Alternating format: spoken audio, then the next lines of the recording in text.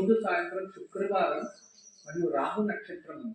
అందువల్ల మీరు చేయాల్సినది మినప్పిండితో 2 ప్రమిదలు చేసి అందులో నెయ్యి పోసి దుర్గాదేవి ముందు మన ఇంట్లోనే వెలిగించి, మన ఇంట్లో ఎవరికైనా ఎక్కువ కోపము, చిరాకు, ఇంట్లో ప్రశాంతత లేకుండా చేస్తూ ఉంటారు కదా, వాళ్ళకి మంచి బుద్ధి రావాలని తెలుసుకొని ఒక 5 లవంగాలు చేతిలో పట్టుకొని మీ మనసులో ఉండేది తెలుసుకొని ఆ వెలిగే దీపాల్లోకి వేసేయండి. ఒక దాంట్లోకి 3, ఒక దాంట్లోకి 2 దీపాలు.